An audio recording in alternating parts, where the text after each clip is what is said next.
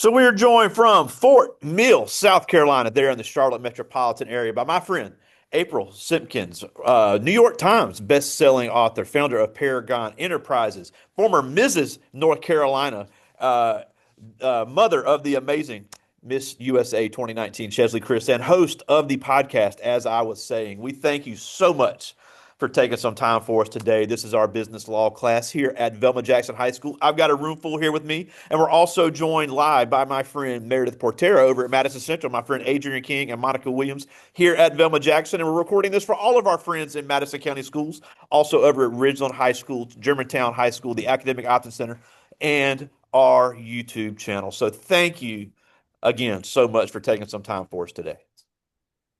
Truly, thank you so much for having me.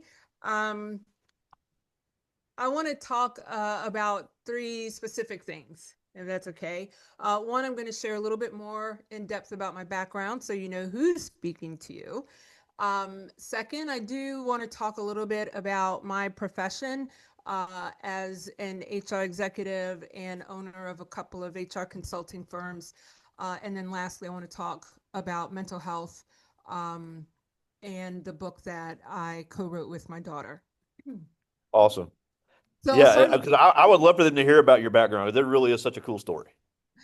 a little bit about me.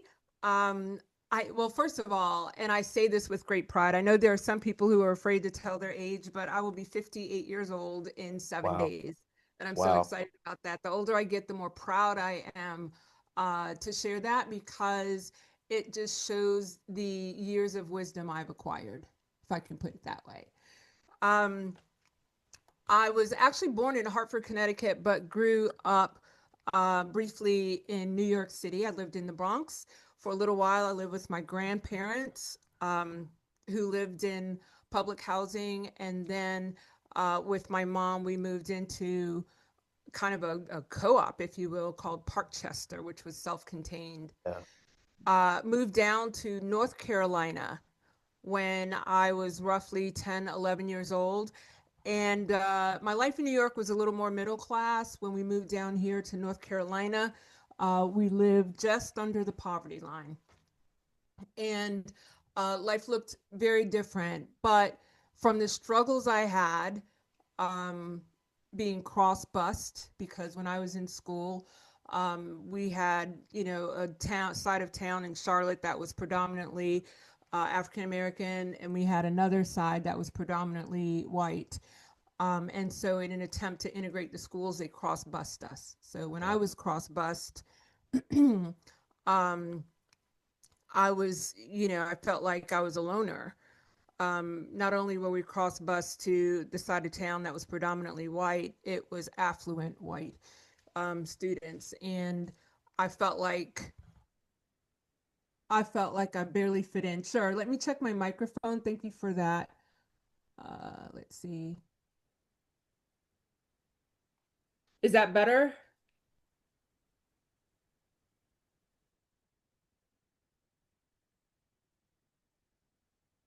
Yeah, we hear you fine. Yeah, Miss Williams, you can just turn it up. You should be fine.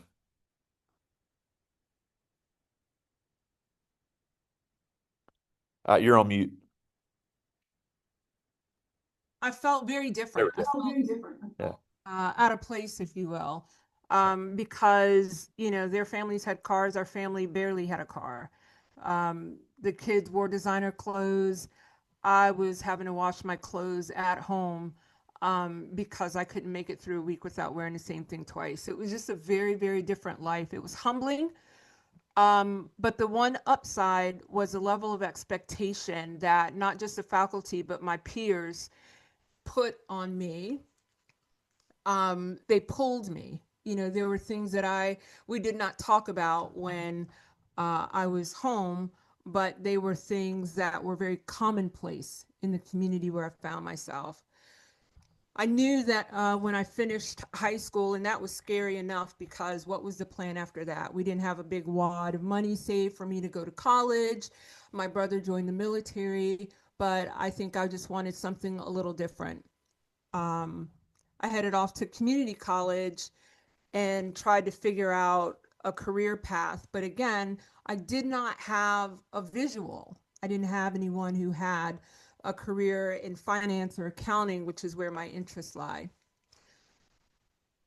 I moved to Michigan briefly when I was married with Chesley's father, and then moved back here to North Carolina.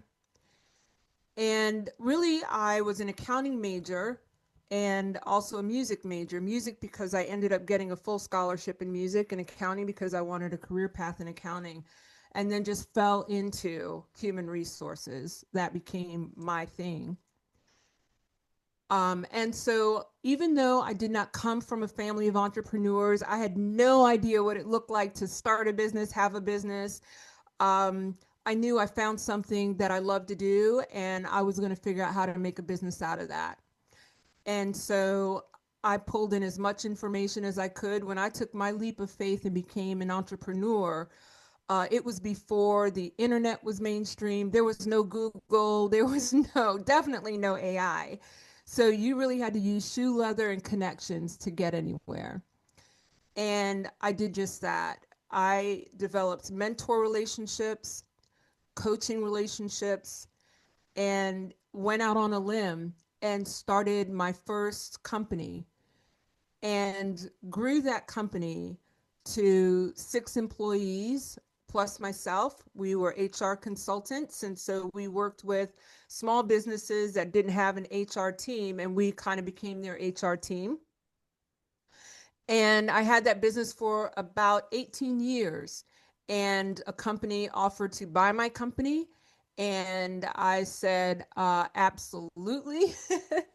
And so I sold that company. And honestly, I had to pause for a moment when I looked at my own journey of where I came from, this little girl playing with my grandparents, um, in kind of the projects in the Bronx, to sitting at a deal with my team of attorneys talking about selling a business that I made out of thin air.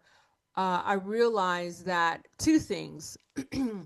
One, that even though I never saw the path when I started, I didn't leave high school thinking I want to be an entrepreneur. But I did find something that I was passionate about, and following my passion helped lead to success. That's amazing. And the second thing that I learned is you really do need mentors and coaches wherever you find them, because they will help clear the path for you. After selling my business, the company that bought my business to help my clients, by then we had a little over 1,000 businesses that we were working with, and we needed to transition our clients over to this new company that had acquired my company.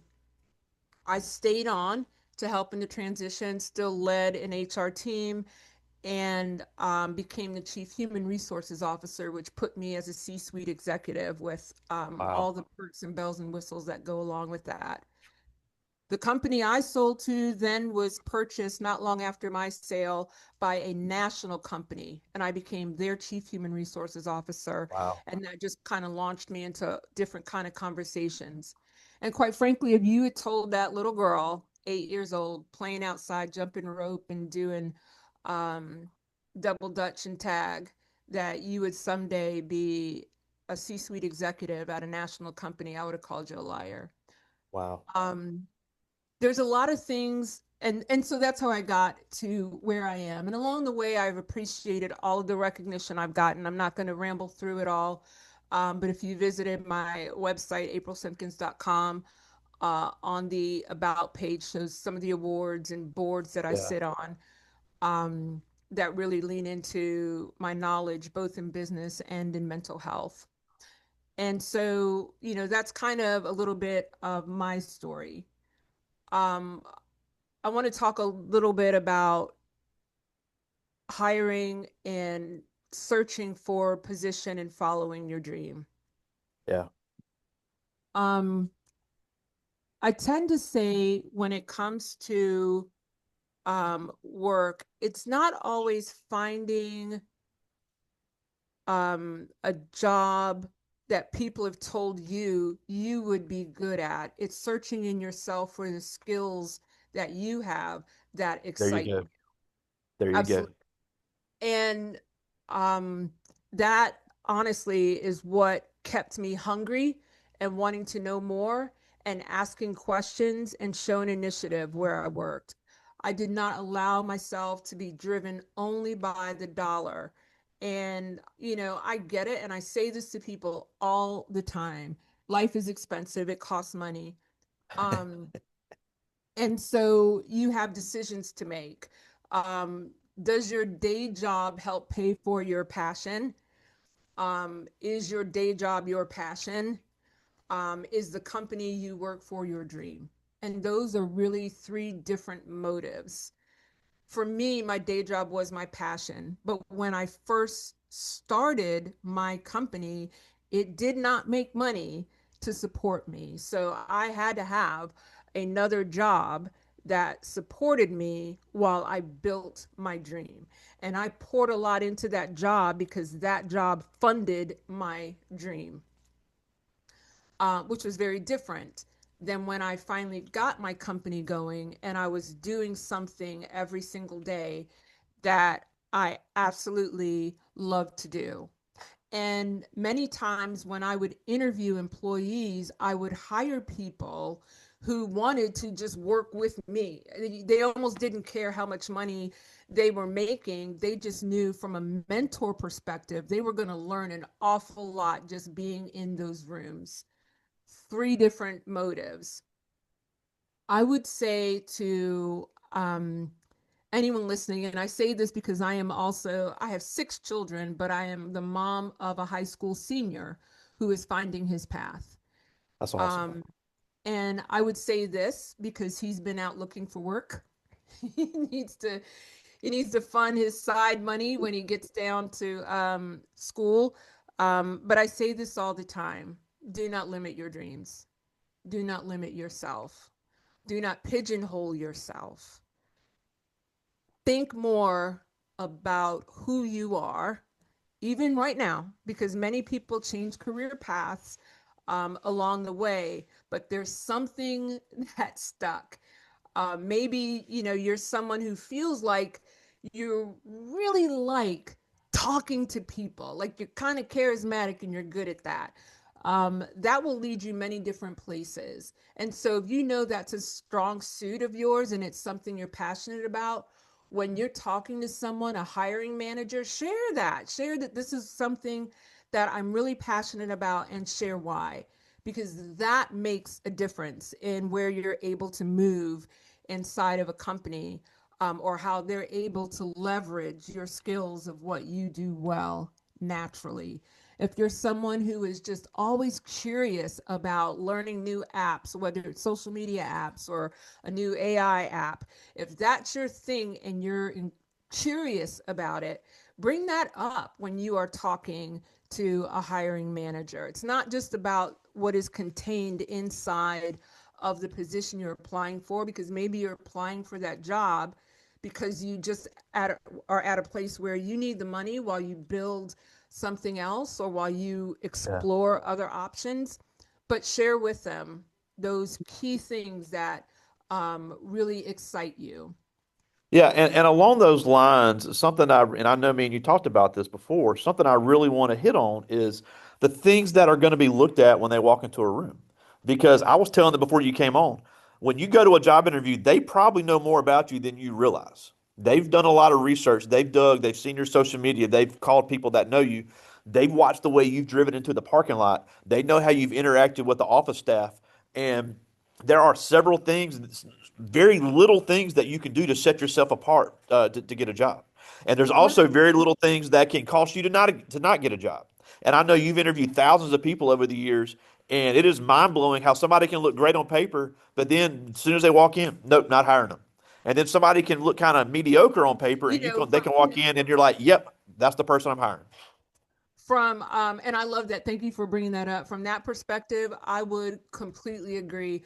Whenever I was interviewing someone for myself or interviewing someone for one of our clients, there were things that would set someone apart. And these are the tips I gave my son, and these are the tips that I will share with you.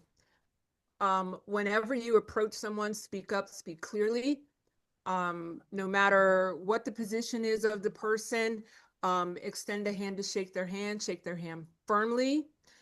I am terrible with remembering names, terrible. And there are many times that I would interview with someone, and there'd be two or three people in the room. And so I always have something to write with, something to write on. The minute you go in that interview, pull out your piece of paper that you're writing on and make sure you write the name of the person you're speaking with. And if there's more than one person, write all their names down so that when you address them, you can call them by name. They will remember you for that. The next thing I would say is do your homework on the company. Anytime I Oh interviewed man. somebody who was coming to work for me, one of the first questions I would ask them is, what did you learn about us? And let them kick off there as opposed to the open ended question of tell me something about yourself. And I would listen very carefully to whatever they said about my organization, me, who we serve. All of that information could be found on our website. Um, and extra points if they even went to my LinkedIn and learned a couple of things about me, like I love to run, I'm a classically trained pianist. If they threw that in, because that says to me, you're not here just for a paycheck. You investigated who you're working for. And again, that's a plus. Anytime someone says, do you have questions? Have a question. Ask a Oh, that's my question. pet peeve. The answer to that question is never, ever no. I mean, I can think of three or four questions off the top of my head that would be useful. So you can have them written out and say, look, here's what here's, what do Yep. you expect from this company? What type of qualities are you looking for? How can I expect to grow in this company? I mean, that's just three I just thought of. Yep. And I would say, to take that one step further, ask questions that are relevant to you specifically and then the organization. And let me give you an example. Um, I'm an extrovert. I am not interested in working in a position where I'm just sitting and staring at a wall all day. So, one of the questions I'm going to ask is, how do we mentor and share information with one another? Because Wow. that's going to give me an opportunity to engage with someone and talk with someone. When I'm depending on the position, I will ask how do you train your leaders in the organization? Wow. Something else that I have asked people who are interviewing with me, how do you stay current on what's changing in our industry? And again, I'm going to listen to what they're Wow. saying. And my hope is that they will fire questions back that are around their own personal development. For example, how does it work if I come in at this entry level position and want to move into a leadership role? What do you There you look go. for in your Yeah. leaders?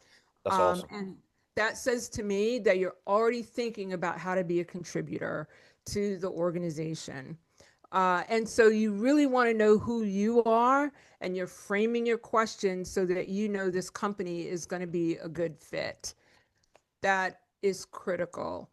If you are like me, uh, a complete extrovert, I can't work in silence. I can't. I need Yeah. office sound. Even in my home Yeah. office, I have office sounds or some music going. If you're the opposite and you're an introvert, scan the room and find out what it looks like, because you need to figure out if this is a place you can report to every There you go. day in and day out, and contribute. There are many people who will go and interview and just take a job because they need money. And I can tell you from across the table as a hiring manager, I know that. And from a hiring manager's perspective, the company is going to invest in you, whether it's training you, providing you with equipment, uniform, whatever it is, they are investing in you. And a Yep. company does not want to invest in something short term. And so you want to make sure this is someplace that you want to be for one of those three reasons. Either one, it's really a company you want to work for. If you love tech and you're thinking, I really want to work for Microsoft, you might be fine with going in at the mailroom because you'll be able to work yourself up because you really want to be at that company. Two, I really want to do something I love. That passion is going to show through when you're applying for the job. This is something I understand. Your knowledge and how much you studied about that is going to show through, and be prepared to toot your own horn in that way. And the third is I am here because this place is going to fund my passion. There you So go. tell me what you need from me, and I'm going to give it 100% because this pays for what I love to do. It might be hiking, mountain climbing, biking, going to games, poetry, whatever it is. This provides that for me. So those those three areas, you need to know that. What is your motive for going to this job interview before you step foot in the door, and then lean into that. Yeah. Now, and before we get to talking about your incredible daughter, one thing I did want to mention is the story I always tell on this, and I would not have believed it if I hadn't seen it. When I was working at LSU, we had several positions posted, and a lady came in and said, "Hey, I'm here for the interview," and I said, "Oh, that's great. Who are you meeting with?" And she looked me right in the face and said, "I don't know. Let me go to my car and check again." And needless to say, she did not get the job. And this was somebody that looked pretty good on paper. But if you're going to fumble a detail that simple, people aren't going to trust you. So it's important to be confident, do your research, know who you're meeting with. And look, all she had to do was say, I still remember the position. She could have said, I'm here to interview with my good friend Belinda Lee as the assistant of guest services. If she just said that, man, all right, boom, let's go. And she wasted time. She had to walk all the way back out. I mean, it took forever. And something that simple cost her that job. 100%. My son, there's a fast food restaurant called, I think it's Raising Cane. I think that. Oh, we got yeah, that's a great LSU company. I've actually met the founder, Todd Graves. So my son went to interview there, and he said, Mom, I'm heading out to my interview. And I was like, tell me about the company. And he paused for a moment and kind of fumbled a little bit through it. And I said, with all you have available at your fingertips to learn about that company, that's your homework. Like, stay here for just 5 minutes and learn at least three interesting things about that company. And There as you go. soon as you interview as soon as that interview starts and you've said, Hi, I'm Brooklyn, before your butt hits the chair, you can say, I learned something really cool about this company, and share those three things that you learned. People want to know that you are in it for the haul. And that is one quick way to show them that. Three things about that company. Learn it before we even start the interview. You open up the conversation with that. Awesome. Now, obviously, we've got to talk about your incredible daughter, who you co-wrote this book with. By the time you read this, who was Miss USA 2019, unbelievable Division I athlete, attorney, correspondent on Extra, worked with Nate Burleson and so many other great people there at CBS. Interviewed numerous celebrities, and tragically passed away by suicide just shy of her 30th birthday there in 2022. Which is such we all remember the tragic news, but you've turned that into such an unbelievable platform Yes. because you had a great segment with Tamron Hall recently where she talked about the anxiety of turning 30. And I used that to say, look, I'm not dealing with 30-year-olds, but I'm dealing with kids that are about to graduate from high school and have to make the biggest decision as far as transition they're ever going to make, as far as where to go with their life. They may say, I'm stuck here. All I know is this. I'm not going to be good enough. I'm going to have anxiety. I feel depression now. I don't know how to find my tribe. I don't know where to look for a job. And it is going to happen. But something that you are so passionate about, you talk about on your podcast, as I was saying, and we'll give everybody the information on that before we go to, is you have so many resources now more than ever to find help, to find people to talk to. A lot of companies are providing mental health services. Every college in the state of Mississippi has free mental health services for all students. So there's so many ways that you can overcome these barriers. And just because you haven't seen it doesn't mean you can't do it. That's right. 100% completely agree. Chesley was a phenomenal woman. She was, as you mentioned, a Division I athlete. She was an attorney. She was licensed in two states, North and South Carolina. She was the only one in her graduating class at Wake Forest who got two degrees at the same time, her Juris Doctor Wow. and her MBA. And I every now and again we shared the picture of her classmates applauding and cheering for her that she had achieved that accomplishment. And then of course she went on to become Miss North Carolina and then Miss USA. Um, and then while she was doing that, being an attorney and being Miss USA, she became an extra TV news correspondent. Yeah. And so at one point she was wearing three hats almost. And so Chesley wrote a book, or she wrote a memoir about that time in her life. And Chesley had been battling her mental health for a number of years. And she succumbed to her mental illness in January of 22. And actually, I'll correct you, she was 30 when she Just shy of her passed. 31st birthday. Yeah, I'm sorry. Correct. She was 30 when she passed away. And she left me her final wishes and a very beautiful note and asked me to see that this book be published. And so I spent about 2 years working to see that that book was published, and then it became a New York Times bestseller. And I talk about the book and mental health. I became a mental health advocate because losing my daughter was so tremendously painful. And I needed something to do with that pain. It's like energy that needs to go somewhere. And so I converted that pain into passion and purpose and became a mental health advocate. And so now I talk to audiences everywhere, leadership teams, conferences. You'll see on my website, I've spoken at Eli Lilly, Netflix, Coca-Cola, Michael J. Fox Foundation, like a number of places. And I love to see that they're opening up conversations about mental health. It is scary. It's a scary place. Again, I'm living it again because I have a senior in high school. And one thing I told him, he was going on and on a couple days ago about how he's just so tired of all of this. And I said, sweetie, one day you're going to wake up after you graduate and there is no one telling you what to do next. And that's deep. Yeah. He's been accepted into university. Um, but, I mean, seriously, I told him, I'm like, you got to keep your grades up or they'll say no, thank you by the time you get there. And so, um, it's a scary feeling. And for Chesley, she wrote an article in Allure magazine about turning 30 and talked about from where she was why that seemed somewhat dreaded. Interesting article, and I love that Tamron Hall brought that up as well on her show.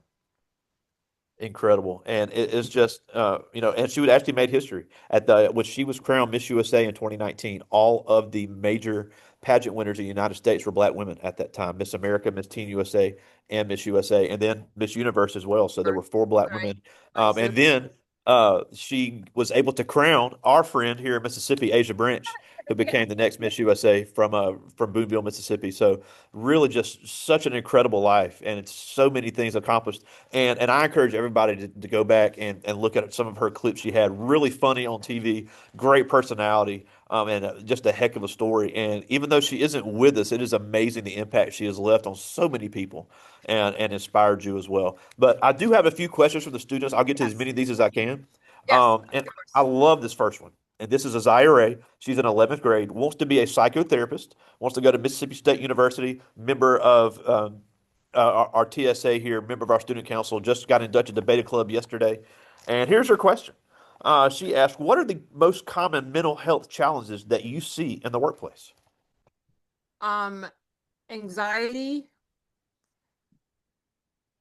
Well, I would say anxiety and depression wholeheartedly. Um, I want to say, burnout, but that's not really a mental health diagnosis as much as it is um, kind of a symptom that leads to so many others. But statistically, anxiety and depression are the highest. I think now with where we are, societally, PTSD is creeping in a little bit more. There are people who are triggered by a lot of things, and you guys may know that yourselves. Um, the fact that now we have our students who prepare for school shootings, that can trigger PTSD, and it doesn't leave you when you go into the adult workforce. So I would absolutely say those are definitely anxiety, depression, but PTSD isn't far behind. And I know you have a great piece as well in your podcast about imposter syndrome, which is very real. And look, I say all the time, people can't help where they were born or what they were exposed to.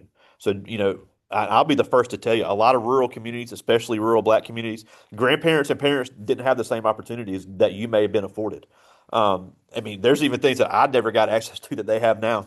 But that's the thing. You may think, look, nobody in my family did this. Well, that doesn't mean you can't do it. That's a very real thing to deal with. And and just because you admit that you have a mental health issue, that doesn't mean you're crazy. It doesn't mean that you're a danger to yourself. It just means that you're dealing with obstacles that everybody deals with.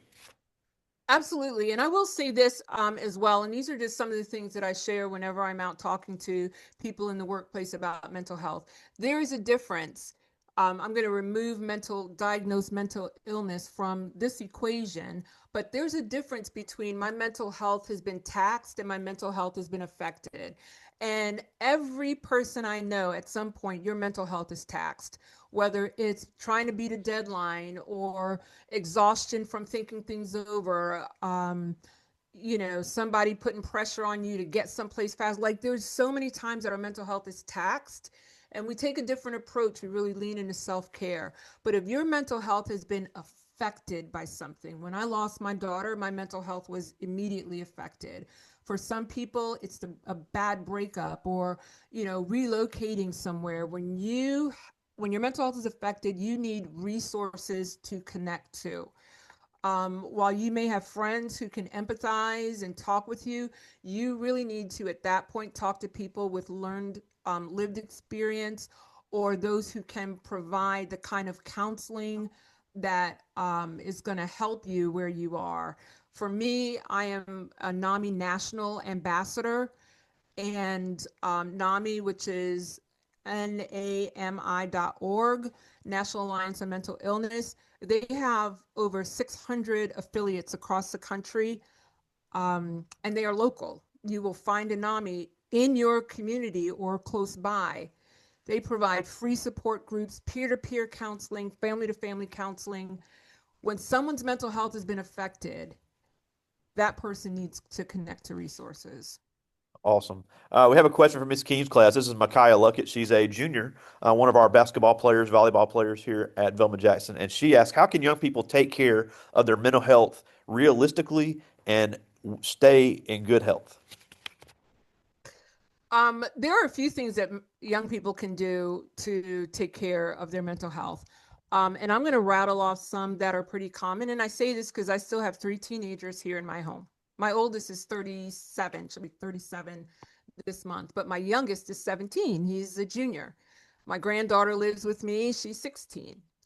Uh, I talk to them a lot about self care. Self care includes getting good sleep, which does impact your Oh ability to man, process big thought. time.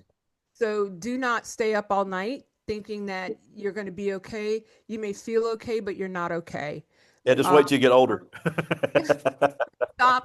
stop flooding yourself with social media. We are not designed to be omnipotent. You are not designed by nature to know what's going on everywhere all the time with everyone. And so learning to dial that back a little bit is imperative. Setting healthy boundaries, Oh yeah, um, and learning to respect your own boundaries. If your yeah. boundary is, I don't mess with, you know, this person because they've hurt me, stick with it. Stick with that boundary.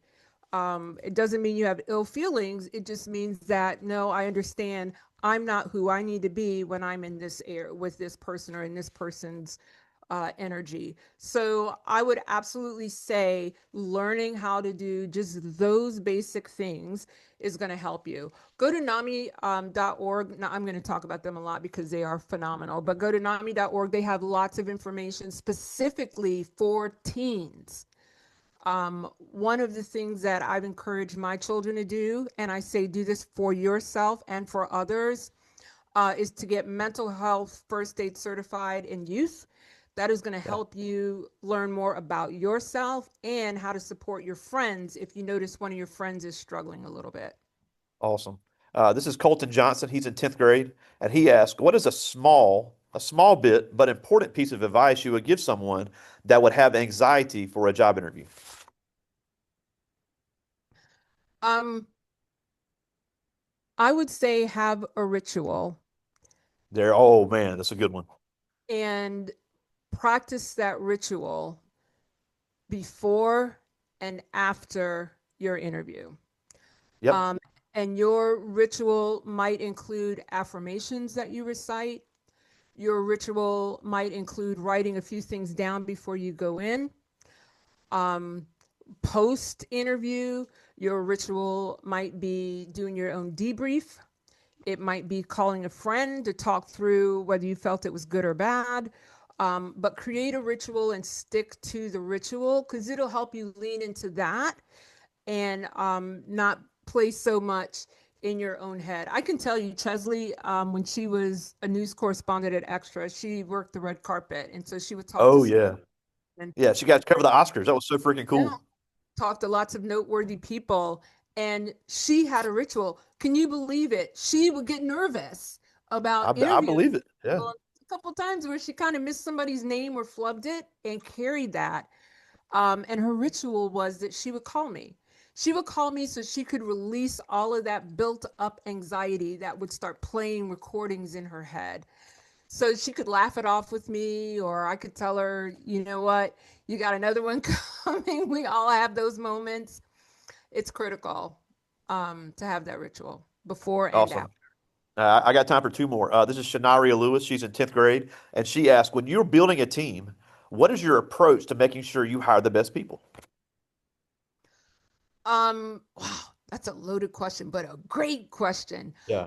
I narrow it down honestly to the competencies of a position.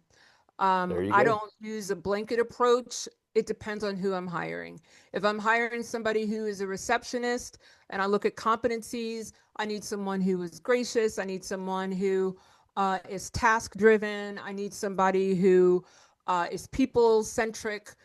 Very different than if I'm going to hire someone who is going to be our back end HR processor. I just need you to be able to sit down and get it done. And so it really depends on what I need in that specific position. That's what's going to drive me on what I'm looking for.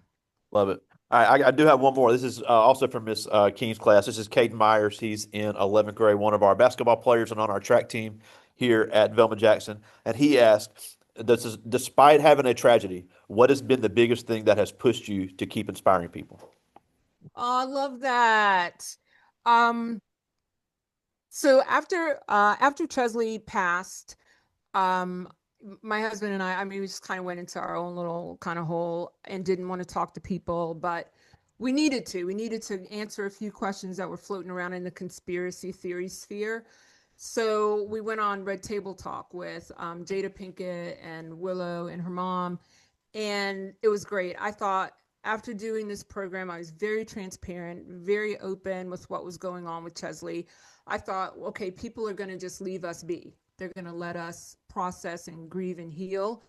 And nothing could be further from the truth. What happened in that moment was every social media outlet I have, every email address I have that is published was flooded with people saying, I'm just like your daughter, or my child is struggling and I don't know what to do. And I realized in that instant, there are so many people hurting in silence. And I thought I this is where I can be helpful. I can help break the stigma and break the silence. And that mission has been the best thing to happen for me. Love it. Well, we're almost out of time, and we thank you so much. But a couple things before we go. Obviously, by the time you read this, is available on Amazon and all everywhere books are sold in ebook and you know pretty much every format. I've got my copy, and we're going to give one away here shortly, and I'll send that picture to who I am going to give it to. At aprilsimpkins.com. All of your social media is on there, your podcast. As I was saying, I've become a listener. I really enjoy it. It's on Spotify, all the places where you get your podcast. Some deep issues that can apply to everybody, but especially these young kids. I always say, you talked about we can't be social media beings. Obviously, social media is not going anywhere. It's how we found each other, and it can be very useful. But find Mhm. things that are positive. Right. You talk about mental health triggers. I like the funny, silly stuff too. I'm a big sports fan. I like following the athletes. I like seeing what they're doing.